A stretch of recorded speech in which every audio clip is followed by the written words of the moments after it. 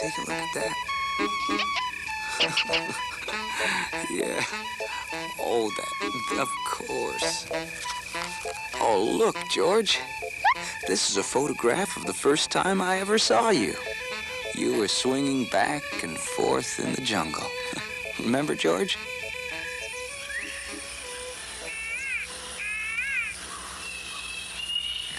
This is George. He lived in Africa.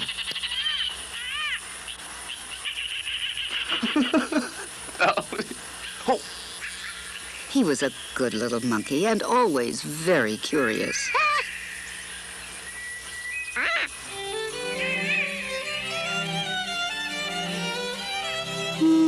Boy.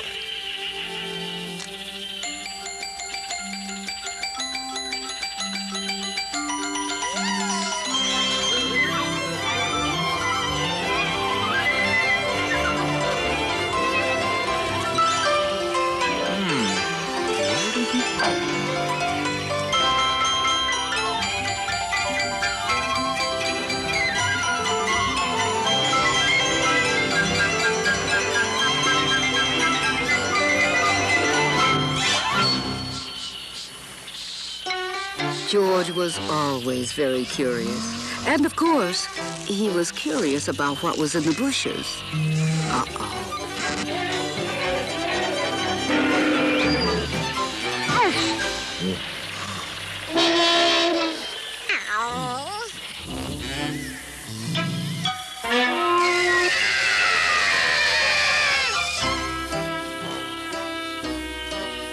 What a nice little monkey.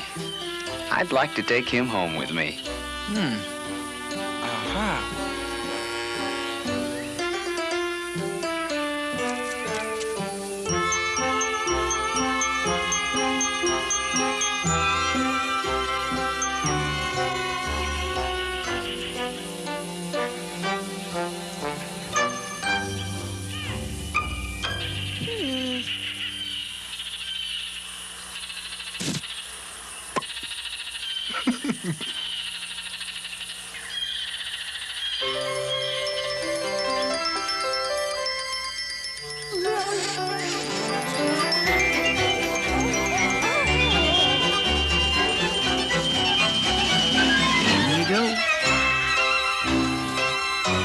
Don't be scared. I'm not going to hurt you.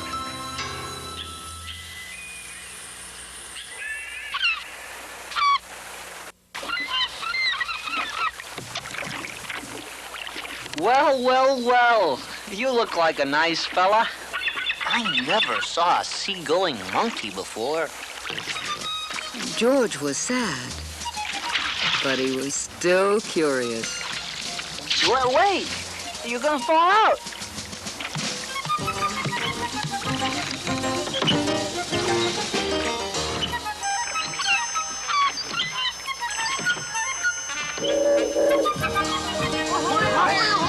The man, a monk.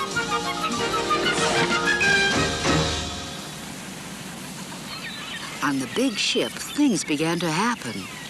George, I'm going to take you to a big zoo in a big city. You'll like it there. Now run along and play, but don't get into trouble. George promised to be good, but it's easy for little monkeys to forget.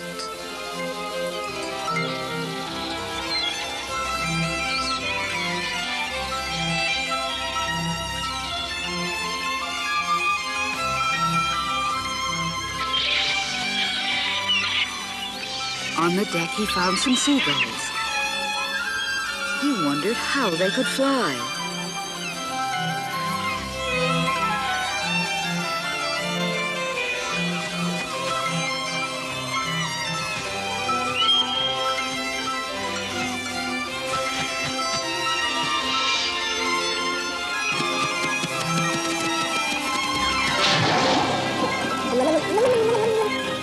Where's George? Where's George? Where's George?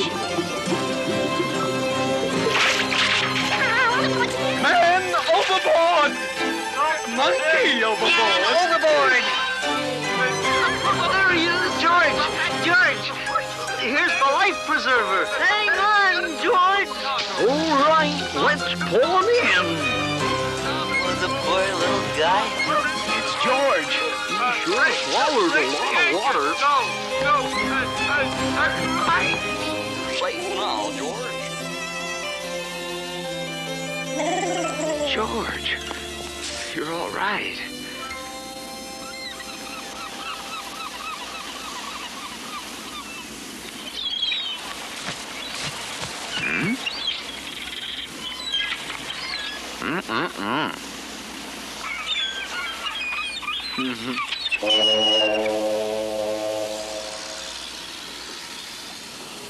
Bye-bye, Captain. It was a nice trip. Thank you for sailing with us. George, let's go home.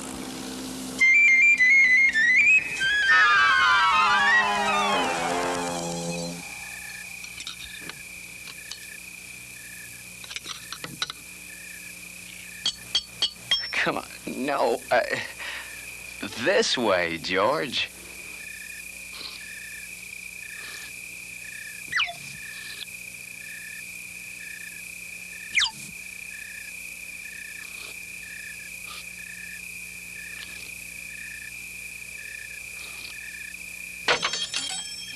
Oh, George.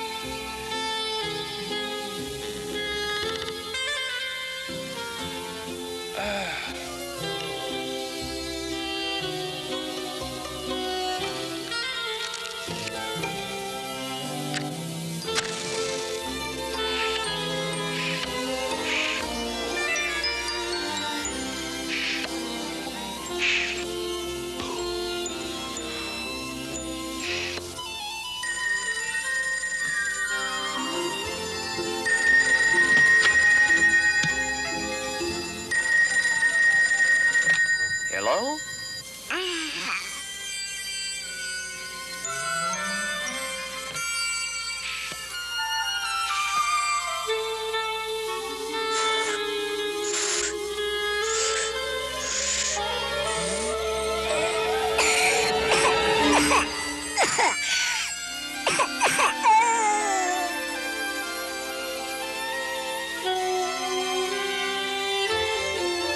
George!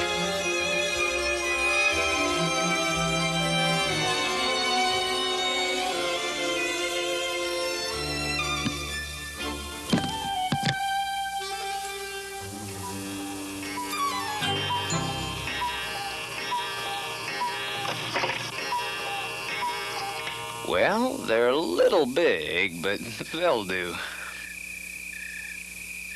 Off to bed you go. Good night, George.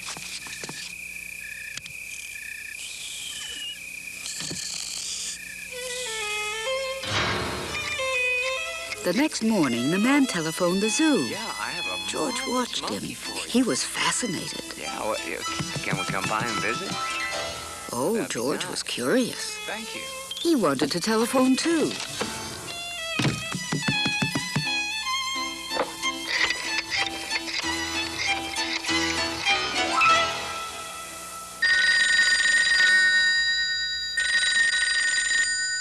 Hello. Hello. Fire station. Hello. Are you who? Anybody there? There. That's where the fire is. Fire! Fire!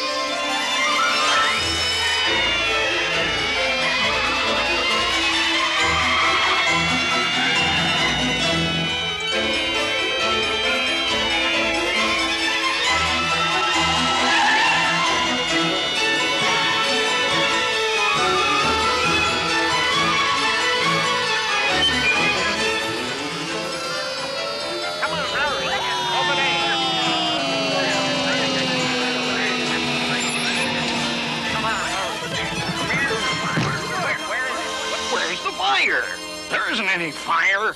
It's only a little monkey. You fooled the fire department. He did it. He did it. Catch him. Catch him. Catch him. Oh, catch him.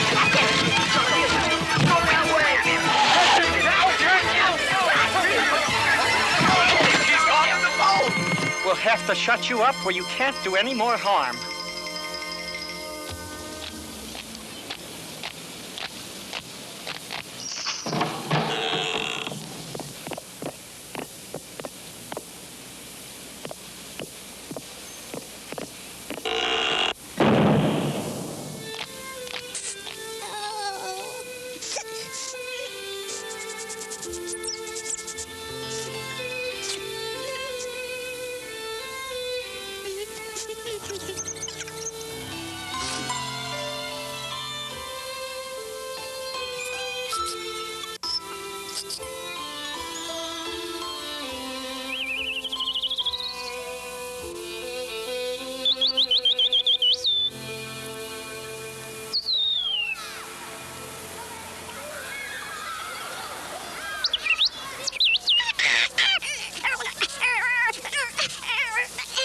What's going on in there?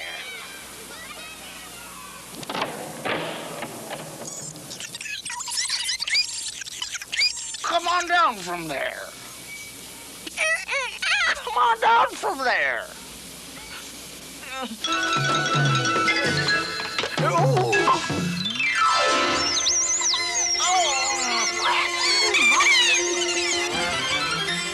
Quickly and quietly over the guard's head, George walked away.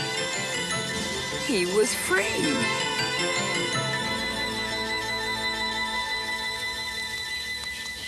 There you go, little girl. You'll be very happy with that. George was curious again. He must have a bright red balloon. Look at the monkey.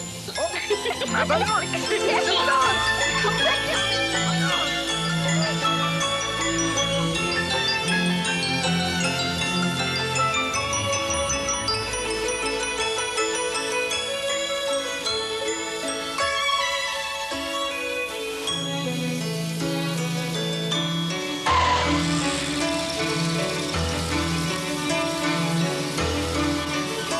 It's George.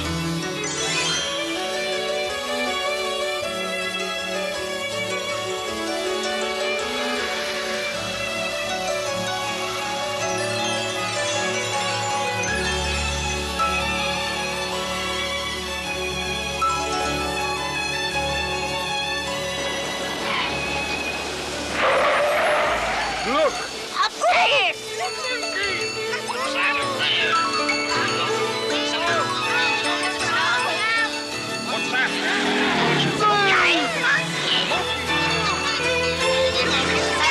Looks like he's getting tired.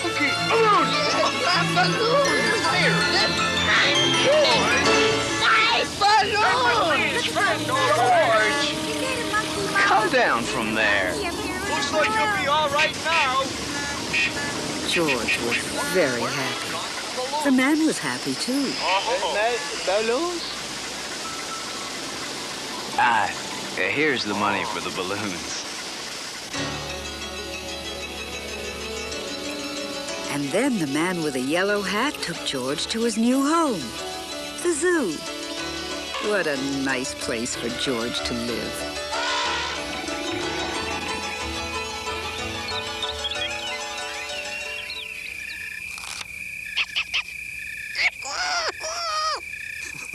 That's right, George. You remember. The hospital and Dr. Baker. You were very sick.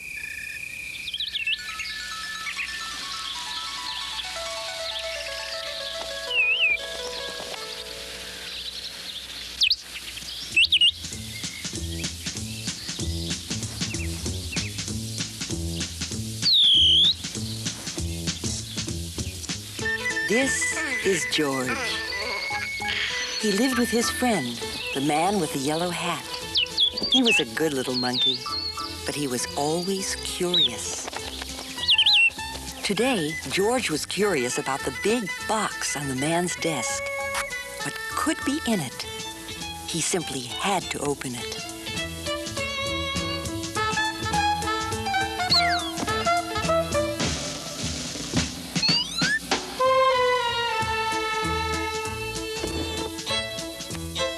was full of funny little pieces of all sorts of shapes and all sorts of colors. It looked like a piece of candy. Maybe it was candy. Maybe he could eat it. Before he knew it, ooh.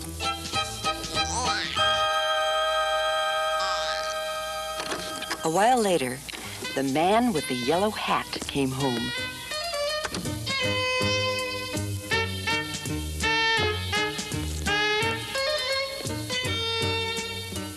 Why, George, I see you've already opened the box with the jigsaw puzzle. It was supposed to be a surprise for you.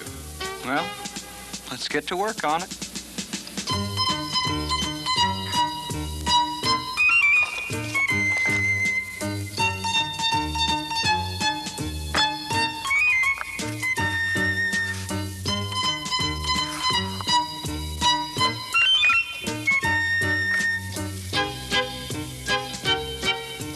Finally, the puzzle was finished. Well, almost finished. One piece was missing. The man looked for it everywhere. That's strange. It's a brand new puzzle. Well, it can't be helped. Maybe we'll find it in the morning. Let's go to bed now, George.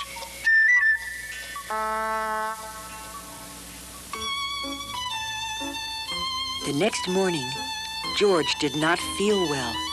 He had a tummy ache and did not want to eat his breakfast. The man was worried.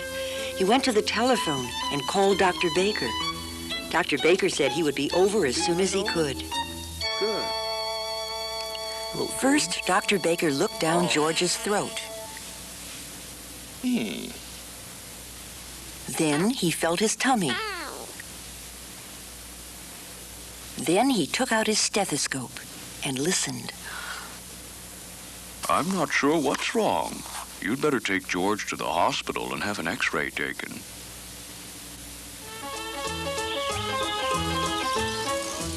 Don't worry, George. You've been here before when you broke your leg.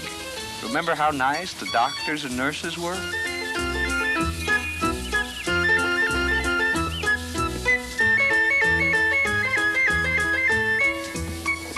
A nurse took them to a room where she gave George something to drink that looked white and tasted sweet.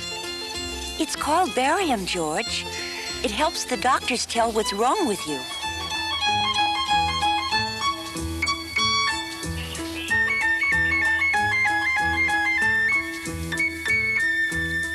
In the next room stood a big table and a doctor who was wearing a heavy apron. He gave one just like it to the man. George was curious. Would he get one too? No, he didn't. You get on the table, George. I'm going to take some X-ray pictures of your insides.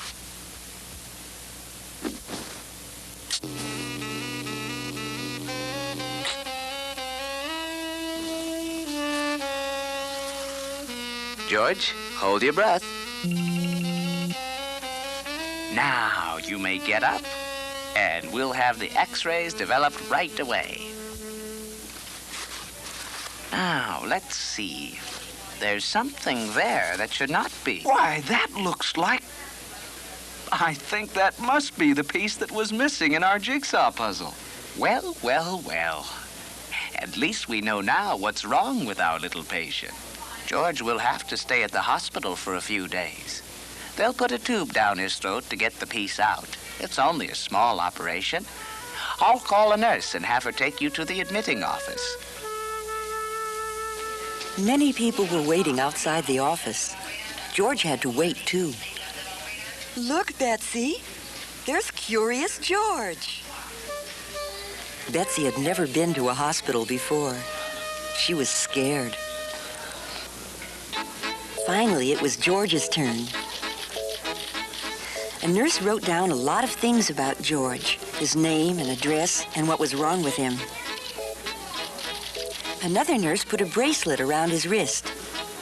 It has your name on it, George, so that everybody knows who you are.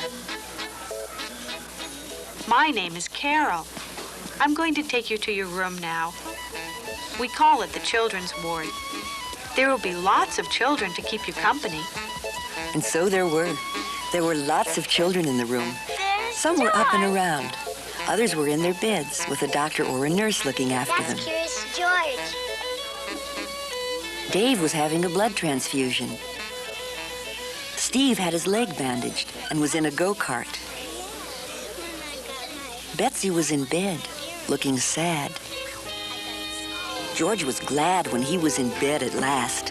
His tummy was hurting again. I have to leave now, George. I'll be back first thing in the morning before they take you to the operating room. Nurse Carol will tuck you in when it's time to sleep.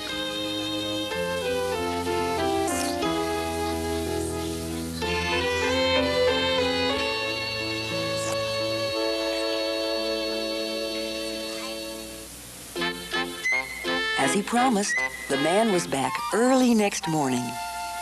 The nurses were keeping George very busy. One nurse was taking his temperature and feeling his pulse. One nurse brought him a pill.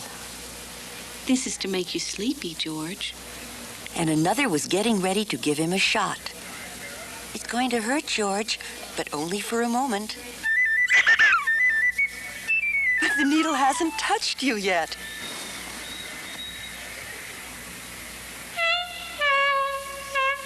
There. That wasn't so bad, was it? No, it really wasn't. And anyway, it was over now. By the time the attendant came to wheel him to the operating room, George was getting sleepy. He tried hard to stay awake because he was curious to see what would happen next.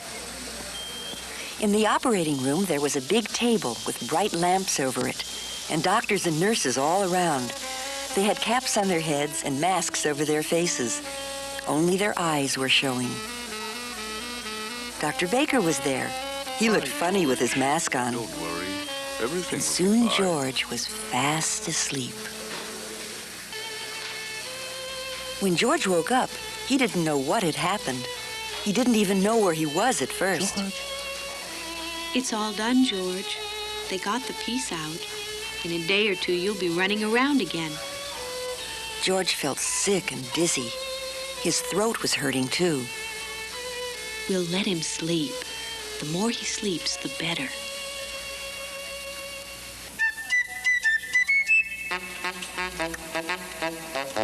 The next morning, George felt better. Dr. Baker came to see him, and of course, the man came too. Betsy was watching him from time to time. She seemed a little less sad, but she still didn't smile. Tomorrow I can get up and try to walk. Boy, I can hardly wait.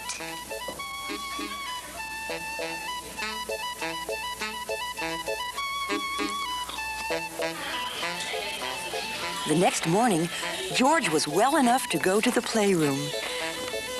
A lady was showing Betsy how to use finger paint. There were all sorts of things to play with. There was even a puppet theater, and that was just the thing for George. He had 4 hands, so he could handle 4 puppets at the same time. George gave a real puppet show.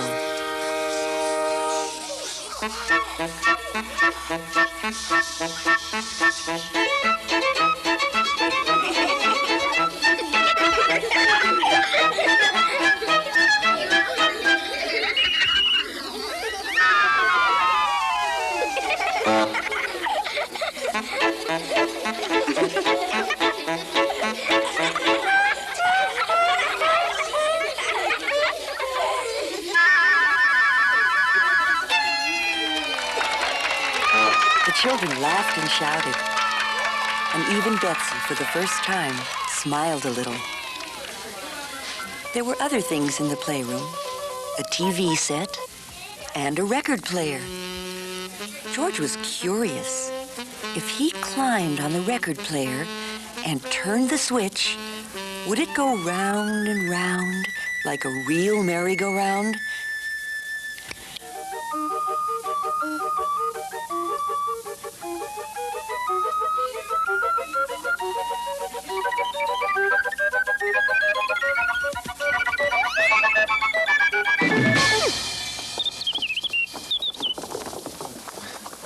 The children cheered. George was so funny. That's enough for now. You'd better take a nap before lunch. We have a big day ahead of us. The mayor is coming to visit the hospital today. And later on, you'll be going home, George. When George woke up from his nap, Steve was just taking his first steps. The go-kart was standing there empty. George was curious.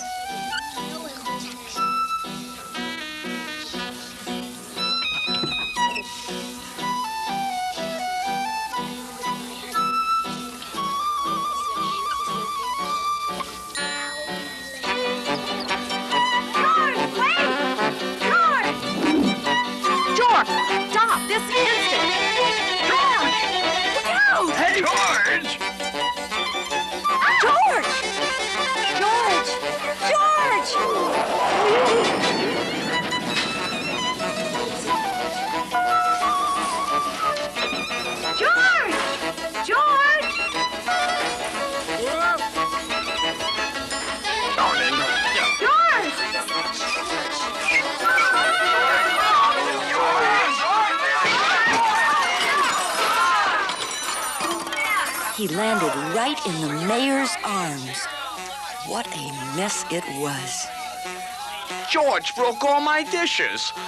And he broke the go-kart, too. What will the mayor think? Suddenly, everybody looked up and listened. From above came happy laughter, and there stood Betsy. Then the children joined in, and a couple of others. The mayor started laughing, and finally, everybody just laughed and laughed. Everybody, that is, except George. Don't be sad, George. The whole thing was so funny. I never laughed so much in my whole life. I'm so glad you were in the hospital with me. I'm sorry this happened, Mr. Mayor. George, you've made a terrible mess. But you've also made our sad little Betsy happy again. And now I see your friend has come to take you home.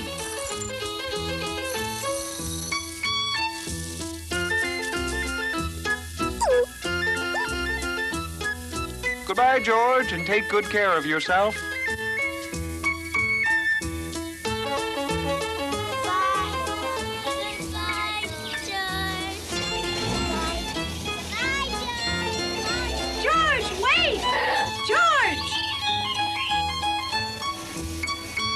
Here's something that belongs to you, George, but don't open it before you're home. George was curious. Well, who wouldn't be? There was the piece of the puzzle that had caused all the trouble. How nice of the doctor to save it for us. And now we can finish the puzzle.